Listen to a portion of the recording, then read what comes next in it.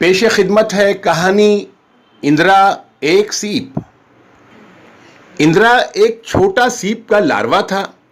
जहां तक याद है वो काफी वक्त से पानी के साथ ही बहता जा रहा था। एक दिन इंदिरा एक खाड़ी में बहकर आया जिसकी जमीन चट्टानी थी। उसने देखा इधर उधर बड़े बड़े सफेद सीप चट्टान से चिपके हुए थे। यही वक्त है, अब मुझे भी ठहर जाना चाहिए और एक घर से खुद को चिपका लेना चाहिए। खाड़ी की ये दुनिया रहने के लिए अच्छी जगह मालूम होती है, इंदिरा ने खुद से कहा। उसने पानी में गोता लगाया और एक बड़ी चट्टान से चिपक गया। उसने अपने पड़ोसियों से दुआ सलाम की। हेलो, मैं इंदिरा हूँ। मैं अभी अभी इस चट्टान पर रहने आया हूँ। ये खाड़ी रहने के लिए बड़ी खूबसूरत जगह लग रही है। हाँ, ये प्यारी जगह है। इस बस्ती की सबसे बुजुर्ग सीप आनंदी ने हामी भरी। तुम्हारा इस्तकबाल है प्यारी बच्ची, फेरोज ने कहा, जिसका खोल बिना खुले पंखे जैसा लगता था। इंदिरा उस चट्टान पर आबाद होने वाले बहुत से छोटे सीपों में से एक सीप था। छोटे सीप रोजाना सुबह पानी से नन्हे मुन्ने पौधों को छानकर अपनी ग़िज़ा बनाते थे। वो आपस में बात करते, हंसी मजाक करते और खुश रहते। यकीनन अब तक उनकी जिंदगी में कोई परेशानी नहीं थी। लेकिन एक दिन इंदिरा खाने के साथ रेत का एक जर्रा भी निकल गया। उसे बड़ा अजीब सा महसूस हुआ। वो अपना पेट खुजलाना चाहता था लेकिन वो ऐसा नहीं कर सका। फेरोज फेरोज, मैं रेत का एक जर्रा निकल गया हूं। मुझे बेचैनी हो रही है, मैं उसे उगलना चाहता हूं, उसने शिकायत की। ओहो इंदिरा, शिकायत करना बंद करो। ये तो होता ही है। तुम जानो हम सीपे खाना खाते हुए अक्सर रेत निगल जाते हैं। मैं उसे कैसे उगल सकता हूं? मैं उसे बाहर निकालना चाहता हूं, बेचैन इंदिरा बोला। तुम्हें ऐसा नहीं करना चाहिए। अगर तुम थोड़ा इंतजार करोगे तो ठीक हो जाओगे। इससे भी ज्यादा अगर तुम सब्र से काम लो और उसे उगलो नहीं तो तुम्हें एक अनोखी चीज मिलेगी। फजूल बात है, मैं इसे बर्दाश्त नहीं कर सकता। ये काफी तकलीफ देह है, इंदिरा बिलखते हुए बोला। वो अपने जिस्म को मरोड़ने लगा और उस वक्त तक मरोड़ता रहा जब तक कि रेत का जर्रा दोबारा पानी में नहीं निकल गया। उसे निगलने और पेट में रखने से उगलना कितना आसान है, वो राहत महसूस करते हुए अपने आप से बोला। अगले दिन फिर वही वाकया पेश आया।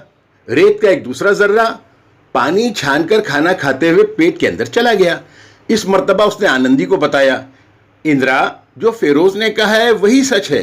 तुम इंतजार करो और तुम्हें एक अनोखी चीज मिलेगी अगर तुम रेत का ये जर्रा अंदर रहने दोगे। फजूल बात है, मैं इसे बर्दाश्त नहीं कर सकता। ये काफी तकलीफ देह है। इंदिरा एक बार फिर बिलक पड़ा।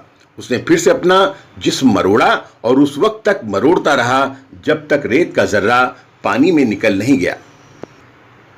तीसरी मर्तबा वो फिर से रेत का जर्रा निकल गया। फेरोज और आनंदी दोनों ने उसे फिर समझाने की कोशिश की। सब्र करो इंदिरा, अगर तुम फिर से उसे उगल दोगे और हर एक ऐसी चीज जो तुम्हें नापसंद है उसे छोड़ोगे तो कभी भी तुम बड़े और खूबसूरत सीप नहीं बन पाओगे। ओहो, इंदिरा ने बुलंद आवाज से कहा, बकवास। उसने जिस्म मरोड़ा और मरोड़ा जब तक रेत का जर्रा उगल कर पानी में नहीं निकाल दिया। दिन गुजरते गए, फिर महीने गुजरे, यहां तक के सारे छोटे सीप जो इंदिरा के साथ ही चट्टान पर आबाद हुए थे बड़े हो गए।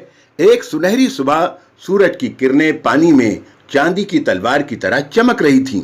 इंदिरा ने एक अजीब चीज देखी। फेरोज का मुंह खुला हुआ था और उसके अंदर एक बहुत चमकदार चीज नजर आ रही थी जो इंदिरा ने उससे पहले कभी नहीं देखी थी। आनंदी, आनंदी, देखो, वहां फेरोज के मुंह में कोई चीज चमक रही है, वो चिल्लाया। ये मोती है, इंदिरा आनंदी ने इंदिरा को समझाया।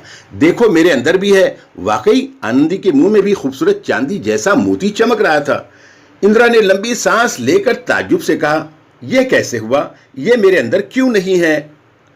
उस वक्त जब हम छोटे थे हम रेत के जर्रे निगल गए थे। वही रेत के जर्रे मोती बन गए हैं जो हमने निगल लिए थे। कुछ दूसरे छोटे सीपों के अंदर भी बड़े बड़े मोती हैं, लेकिन तुम्हारे अंदर कभी ना होगा क्योंकि तुम तो हमेशा रेत के जर्रे उगल देते थे। इंदिरा मायूस हुआ। वो भी एक बड़ा मोती बनना चाहता था। वो रोने लगा।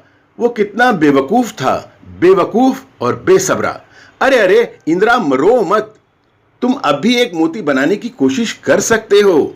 अभी अभी बहुत देर नहीं हुई है। फेरोज ने उसे तसल्ली दी।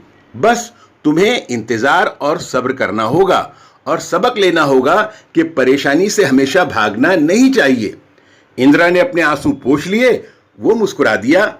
एक दिन मैं फिर से रेत का जर्रा निकल जाऊंगा और इस मर्तबा मैं वो उसे वापस नहीं निकालूंगा। सब्र करने से रेत खूबसूरत मोती में बदल जाएगा। कुछ सीपों के बारे में। सीप का ताल्लुक जानदारों की एक नस्ल मोलस्कस से है। मोलस्कस ऐसे जानदार हैं जो नर्म जिस्म के होते हैं। अपने नर्म जिस्म की हिफाजत के लिए वो अपने ऊपर एक सख्त खोल बना लेते हैं। तमाम मोलस्कस बगैर रीढ़ की हड्डी वाले जानदार होते हैं। अगर तुम अपनी पीठ पर हाथ रखोगे तो तुम्हें भी अपनी रीढ़ की सख्त हड्डी का एहसास होगा। तमाम मछलियों, एम्फीबैड्स, रेप्टाइल्स, परिंदों और मैमल्स में रीढ़ की हड्डी होती है। आप सुन रहे थे कहानी इंदिरा एक सीप, सैयद निजामुद्दीन कासिम की ज़बानी। ये कहानी national council for promotion of Urdu language और BPI इंडिया प्राइवेट लिमिटेड की तरफ से शाये हुई है।